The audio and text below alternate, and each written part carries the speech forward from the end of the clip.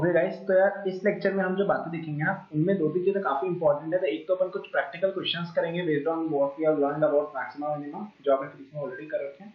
फिर अपन देखेंगे कुछ थ्योरम्स। तो क्वेश्चन पॉइंट ऑफ व्यू से ये वाली मॉड्यूल बहुत इंपॉर्टेंट है, इससे क्वेश्चन आ जाते हैं कई सारे, है ना। अंडरस्टैंडिंग के लिए पिछली दोनों मॉड्यूल ज्यादा इंपॉर्टेंट, ये वाला ध्यान से सुनना। जैसा वो क्वेश्चन दे दिया, find out x and y such that x plus y equal to 50 and x y square is maximum। ठीक है, तो इन क्वेश्चन में बेसिकली क्या करना होता है, देखो इस बहुत सारे क्वेश्चन आएंगे कि आपको कोई एक इक्वेशन दी होगी और बोला जाएगा कि कोई quantity based on that equation को मैक्सिमाइज या मिनिमाइज करो। तो आपको इसमें बेसिकली क्या करना होता है, आपको इस इक्वेशन को वन वेरिएबल में लाना होता है ताकि इजी हो जाए काम।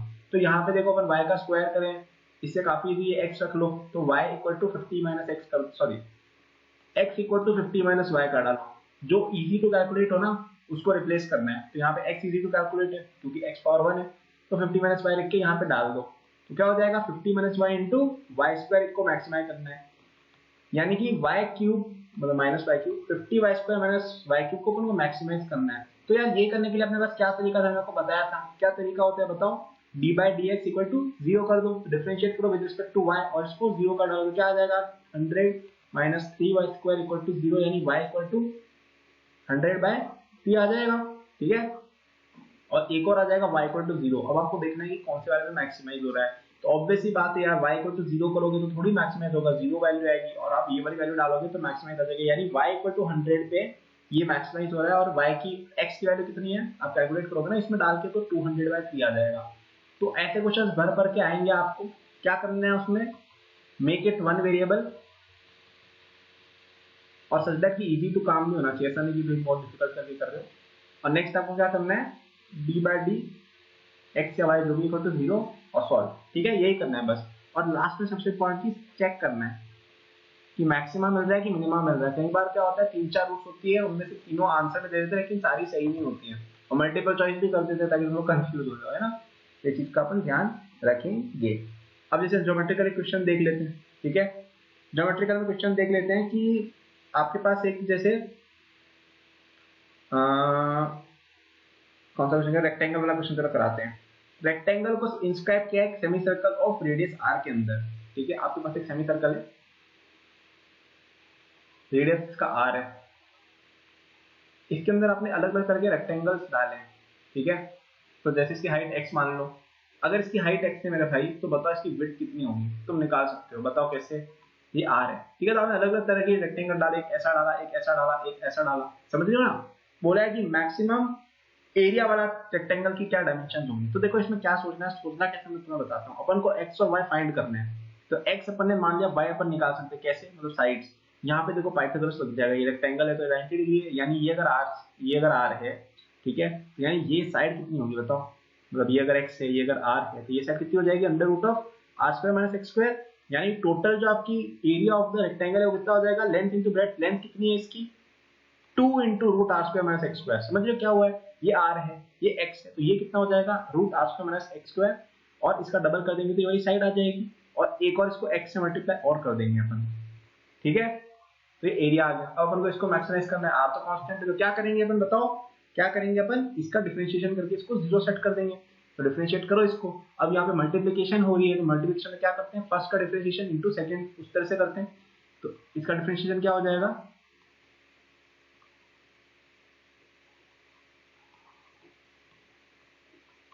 Chain rule.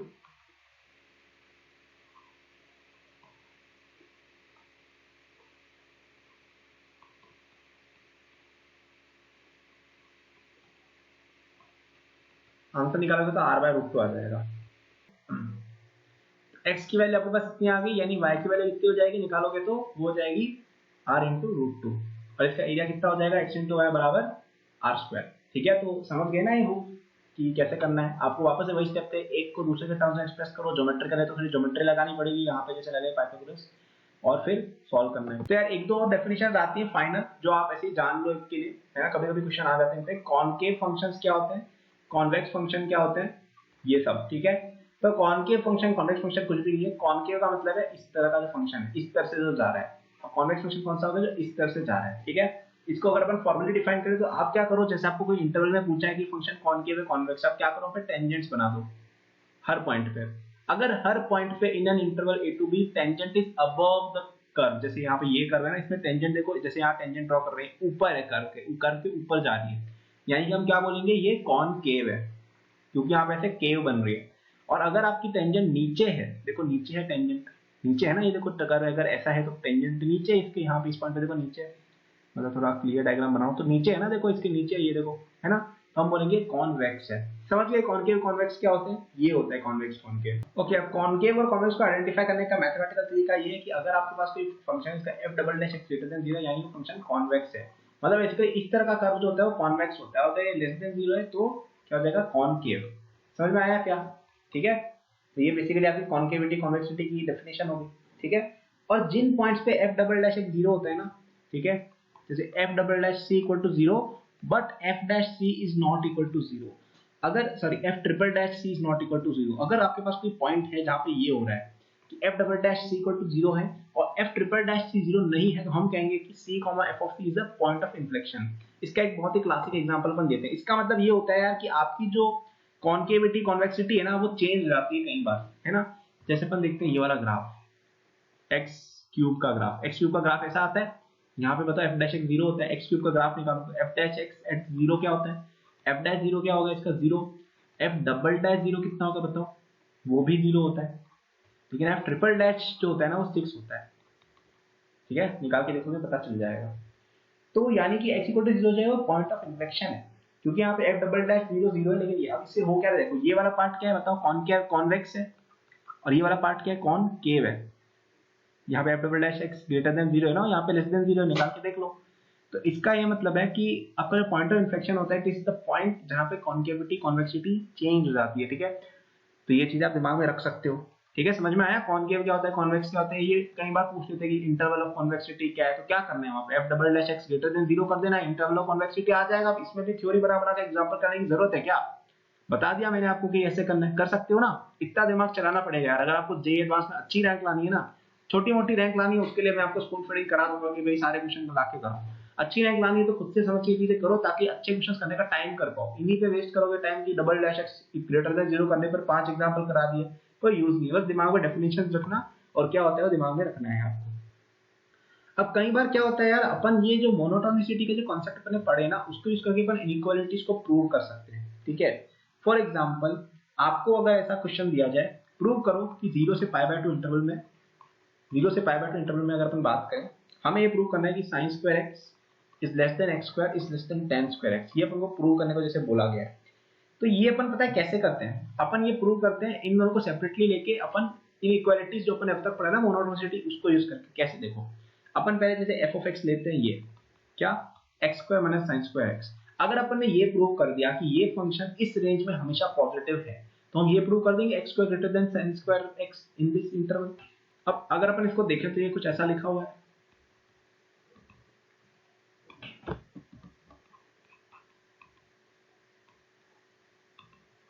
अब मेरे भाई बताओ ये चीज का तुम्हें कुछ इंप्लीकेशन दिख रहा है इसके अंदर। अगर अपन 0 से π/2 की बात करें, अगर अपन 0 से π/2 की बात करें तो मेरे भाई ये ग्रेटर देन 0 है, ठीक है।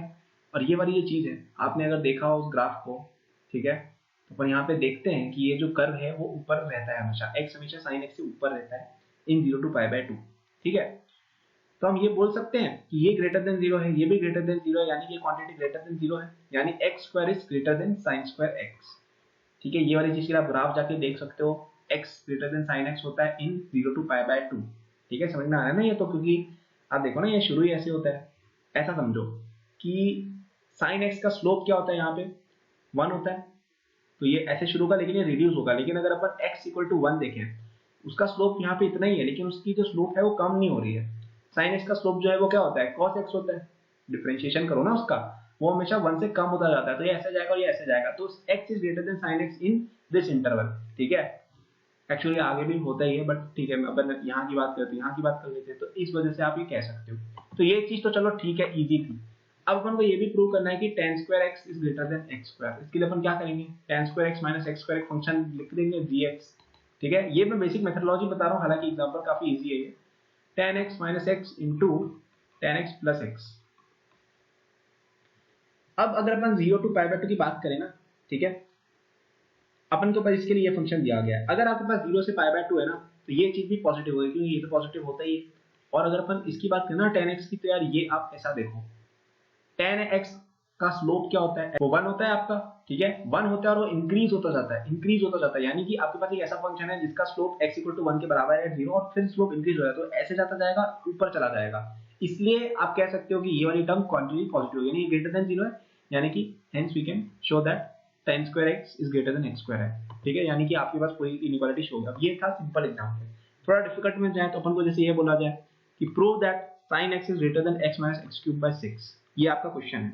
तो अपन यहाँ पे फंक्शन क्या मान लेंगे, जो चीज हमको चाहिए, sin x - x + x³/6। ये अगर अपन ग्रेटर देन 0 प्रूव कर देते हैं फॉर 0 to π/2, ऑब्वियसली यहाँ पे अपन यूज कर रहे हैं, तो अपने पास आंसर सॉल्व हो जाएगा। तो यार यहाँ पे तो कुछ पता नहीं चल रहा, तो अपन यार ऐसा करेंगे, बेसिकली अपन यहाँ पे कुछ ऐसा करने की कोशिश करेंगे, f फाइंड करेंगे। जैसे f कितना आएगा बताइए, 0 - 0 + 0 यानी 0 है। अब अगर अपन ऐसा प्रूव कर दें कि यार यहाँ पे इसका जो डेरिवेटिव है वो हमेशा के लिए 0 है, ऐसा अगर अपन कुछ प्रूव कर देते हैं, तो यानी कि क्या हो रहा है कि फंक्शन 0 से चालू होकर इंक्रीज ही होगा, यानी कि एक जो फंक्शन है ग्रेटर देन 0, यानी कि इनइक्वालिटी ट्रू है। तो अपन क्या करेंगे, f' निकालेंगे। f' निकालेंगे, क्या आ जाएगा, cos x - 1 + x²/2, ठीक है, अपने पास ये आया। लेकिन यार यहाँ पे कुछ पता नहीं चला अपन को, ठीक है, कि यार ये पॉजिटिव है नेगेटिव है क्या है, तो डबल डैश निकालेंगे, ठीक है, मतलब 0 पे अगर आप डाल देते हो तो ये वापस से 0 ही आ रहा है, f' 0 आ रहा है, मतलब आपको ये फाइंड करना है कि यार यहाँ पे पॉइंट ऑफ मिनिमा है, मैक्सिमम क्या है। तो अपन ने यार एक डबल डिफरेंशिएशन और कर दिया। तो अगर आप डबल डिफरेंशिएशन करते हो, वो आता है x - sin x, और हमने देखा था कि इस रेंज में ये क्वांटिटी पॉजिटिव होती है, यानी कि क्या मतलब है इसका, ये मीनिंग है अगर आपका f" ग्रेटर देन 0 है। क्यों ग्रेटर देन 0 है ये, क्योंकि 0 to π/2 ये चीज 0 होती है, पिछले ग्रेटर देन 0 थी, पिछले क्वेश्चन में देखा था।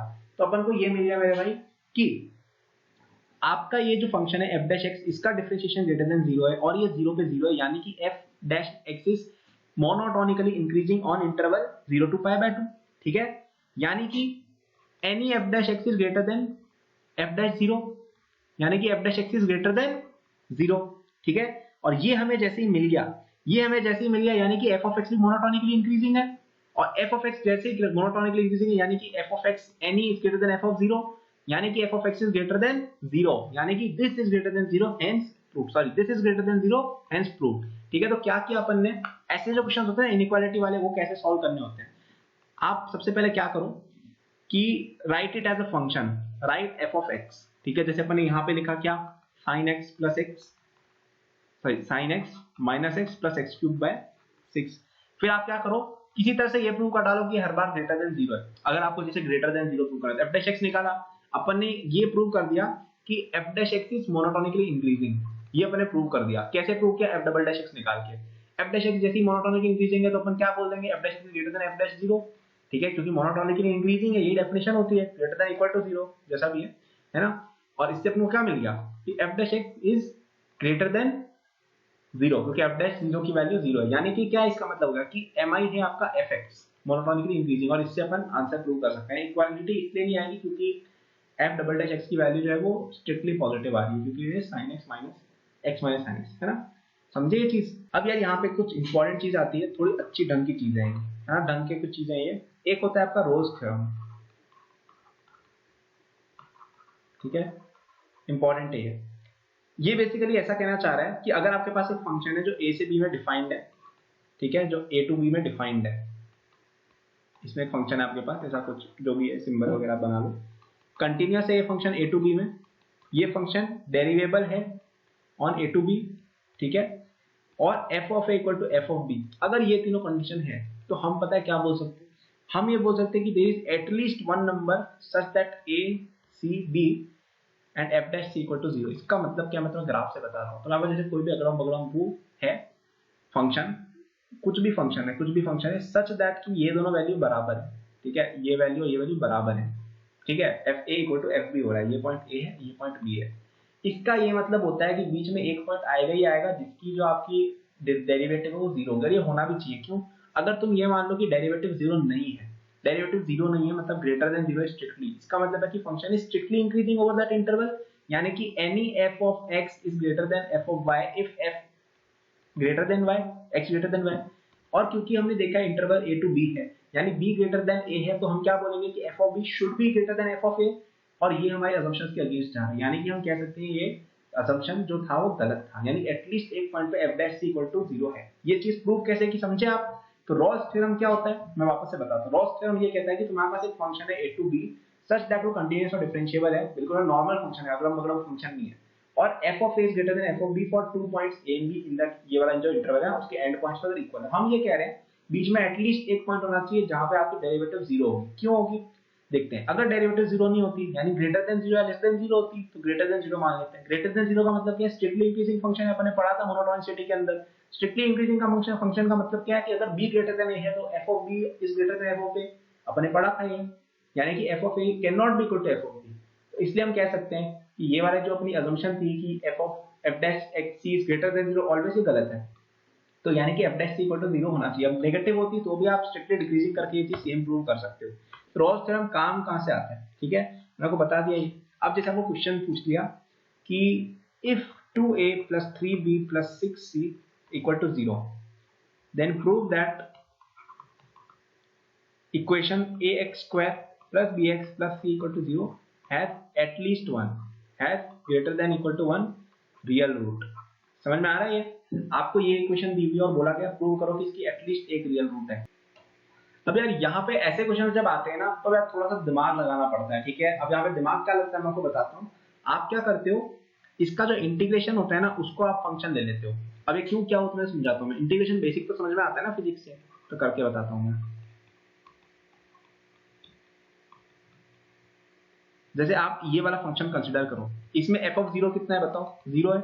f of 1 कितना है बताओ? f of 1 डालो आप यहाँ पे। ठीक है, ज्यादा दिमाग नहीं, f of 1 डालो। a by 3 plus b by 2 plus c यानी कि 2a plus 3b plus 6c।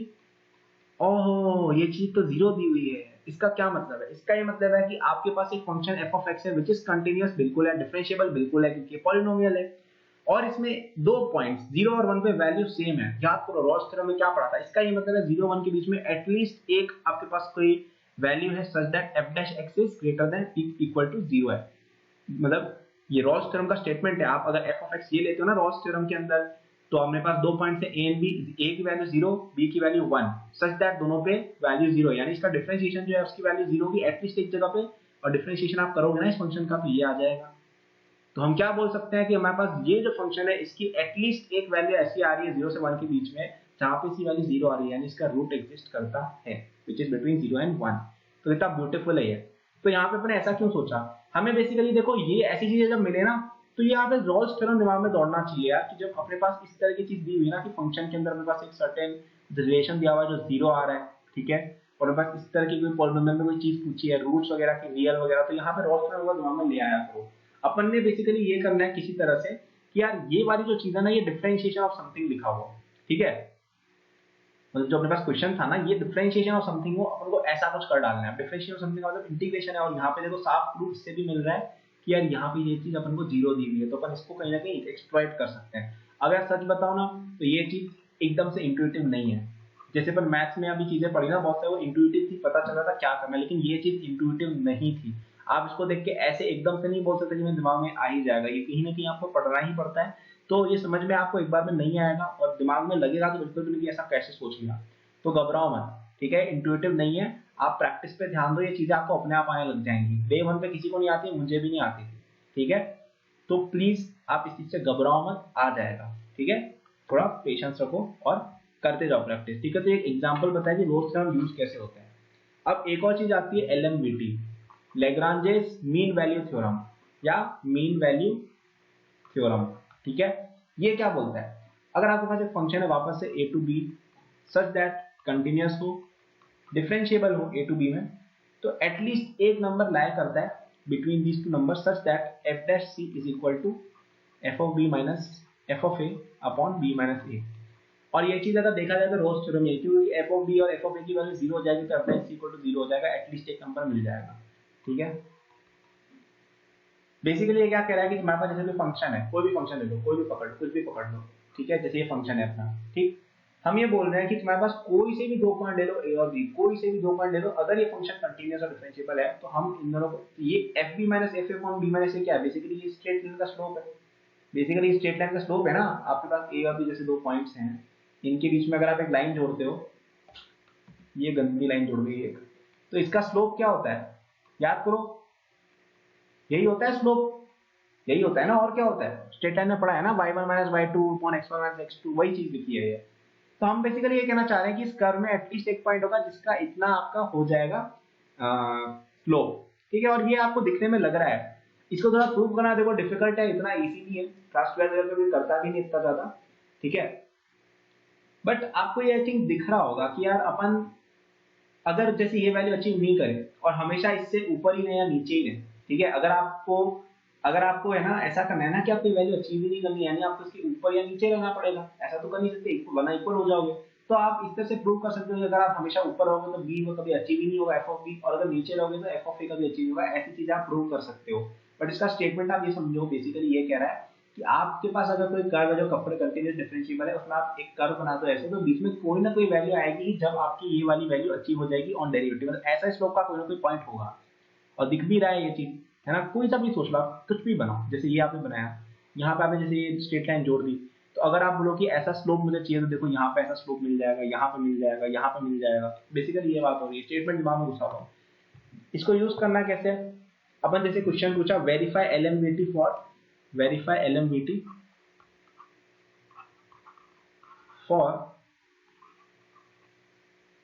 f of x equal to minus x square plus 4x minus 5 for the interval x belongs to minus 1 to 1, ठीक है। तो अपन देखते हैं कि इस interval में f of 1 minus f of minus 1 upon 1 minus minus 1 क्या होता है, बेसिकली स्लोप, ठीक है। क्या हो जाएगा, इसकी वैल्यू 1 डालो यहाँ पे, तो क्या हो जाएगा, ये माइनस 1 प्लस 4 माइनस 5 माइनस 2, और इधर क्या हो जाएगा, ये माइनस 1 माइनस 6 माइनस 10 अपॉन 2, यानी कि 4, ठीक है, 4 आ रहा है ये। अब अपन ये बोलते हैं कि यार अपन को एक पॉइंट मिल जाएगा इस इंटरवल में जहां पे f डैश x की वैल्यू 4 आ जाए, अपन ऐसा कैलकुलेट, चलो निकालते हैं, f डैश x कितना आ जाएगा बताओ, माइनस 2x प्लस 4, इसकी वैल्यू कब अपन 4 हो रही है बताओ, निकाल सकते हैं क्या, x इक्वल टू 0 डाल दो, आ जाएगी। तो अपन को एक ऐसा पॉइंट मिल गया in the interval minus 1 to 1 जहां पे f dash x is equal to the value of the slope between this interval, ठीक है। एलएमवीटी का स्टेटमेंट ही है, ये अपना फंक्शन था, हमने ये इंटरवल कंसीडर किया, चलो ठीक है। इस इंटरवल के एंड पॉइंट से आप ये चीज निकाल लो, ठीक है, ये चीज क्या, basically slope of the function between these values. तो ये 4 आया, हम बस इतना कह रहे हैं कि इसका आप f डैश x निकालोगे ना, उसका सेम वैल्यू आ जाएगा एट सम पॉइंट, और वो पॉइंट कौन सा, x इक्वल टू 0, तो एलएमवीटी आ गया। अब इसके बेसिस पे अपन एक क्वेश्चन थोड़ा अच्छा देखते हैं, ठीक है, थोड़ा अच्छा क्वेश्चन देख लेते हैं। Using LMVT, prove that if b is greater than a is greater than 0, then b minus a upon 1 plus b square is less than tan inverse b minus tan inverse a is less than b minus a upon 1 plus a square। ये question है, ठीक है। अभी कैसे करें, तो आप क्या करो, fx को ले लो आप tan x, ठीक है। अब ये क्यों सोचा, वो यार प्रैक्टिस से आएगा, वो प्रैक्टिस से ही आएगा। आप अगर ऐसा बैठ के सोच जाओ कि अरे मेरे दिमाग में ये चीजें मैजिकली आ जाएंगी तभी मैं तैयारी करूंगा, तो भी आप फिर सिलेक्शन नहीं होगा आपका, क्योंकि ये चीजें बहुत ही 1% लोग होते हैं वो अपने आप से सोच लेते हैं, जो मैथमेटिकल जीनियस जिनको कहा जाता है ना, लैग्रांज साहब, ये लोग सोच लेते हैं। बाकी यार आपको याद ही करना पड़ता है, किसी ना किसी को देख के ही पढ़ना पड़ता है। ये ऐसी बात है कि आपको एबीसीडी आपके मम्मी पापा किसी ने सिखाई होगी तभी आप सीख पाए, नहीं सीख पाते वरना, है ना, आपको हवा से थोड़ी पता चल जाता है एबीसीडी क्या होती है, वैसी चीज है। तो ये देखो समझो और फिर क्वेश्चन करो, आपको खुद आने लग जाएगा धीरे धीरे, ठीक है। तो अपन f ऑफ x ये लेते हैं, tan इनवर्स x है ना, tan इनवर्स x। तो अब आप यहाँ पे देखो कि f डैश c कितना है, ठीक है। हमें ये प्रूव करना है एलएमवीटी लगा के, है ना, कि ये चीज जो है ऐसा कुछ मिल जाएगा हमें,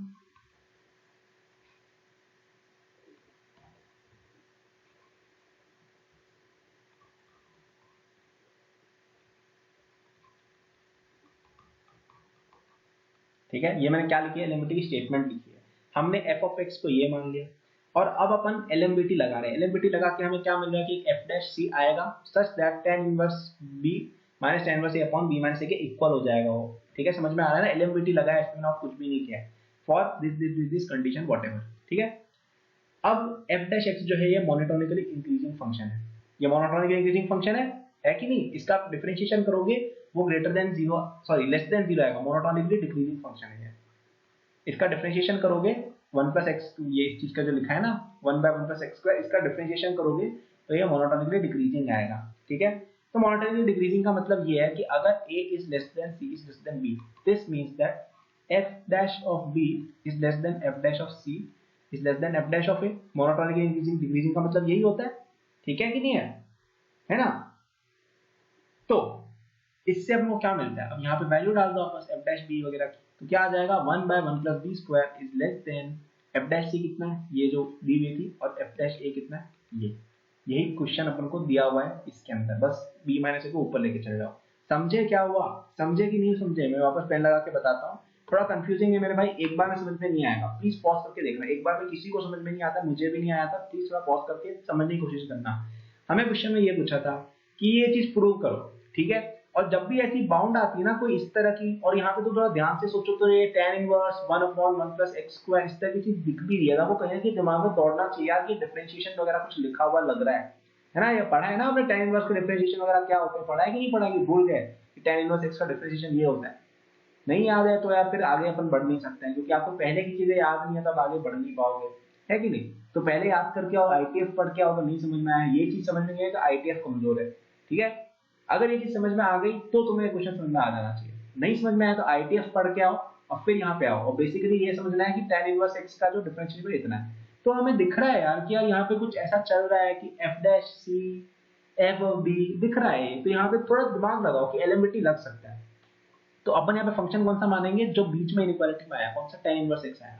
तो अब अपन ने एलिमिटी का स्टेटमेंट लगाया, कुछ भी नहीं लिखा, एलिमिटी की डेफिनेशन लिखी है, ये डेफिनेशन लिखी इस लाइन में। क्या लिखा है कि अपन यार एलिमिटी लगा के बोल रहे हैं कि कोई c मिल जाएगा a और b के बीच में, सच दैट ये चीज ट्रू होगी, जो एलिमिटी का स्टेटमेंट है, और f dash x जो है वो इतना है।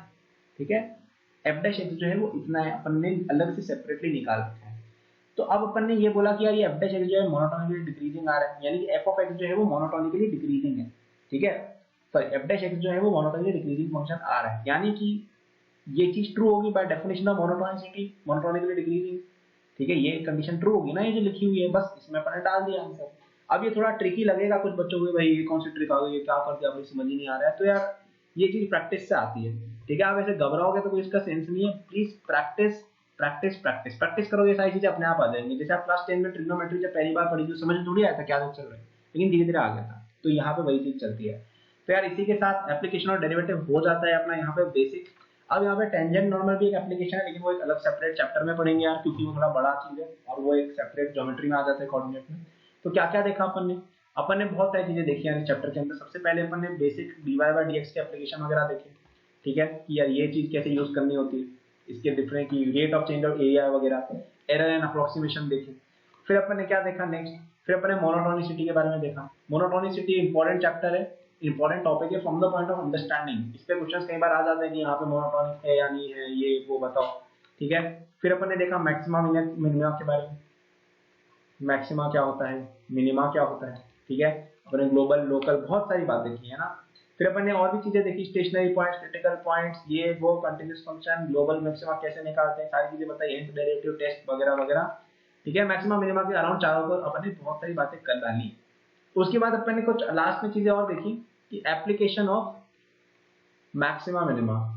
ठीक है, जिसपे अपन ने कुछ क्वेश्चन रहा करके देखिए, point of intersection, convexity, concavity क्या होती है, इनइक्वालिटीज प्रूव करके देखी। और लास्ट में अपन ने देखे थ्योरम्स, कौन सा, Rolle's theorem, which is a basic derivation of LMBT. तो एलएमबीटी रोल्स थ्योरम पे भाई अच्छे क्वेश्चन जे एडवांस में बन जाते हैं, बहुत अच्छे वाले। ठीक है, जे एडवांस वालों को बहुत पसंद है ये दोनों टॉपिक्स। ठीक है, तो जिस बच्चे को आईआईटी जाने का ड्रीम हो ना, वो इस पे दबा के प्रैक्टिस कर लेना है। ठीक है ना, तो चलो यार अपना ये चैप्टर खत्म हुआ। Thanks for watching this video till the and. I am sure that you enjoyed it. यदि आप अपनी पूरी जेई प्रिपरेशन मेरे साथ करना चाहते हैं तो आपको डिस्क्रिप्शन में मेरे जेई के फुल कोर्स का लिंक मिल जाएगा।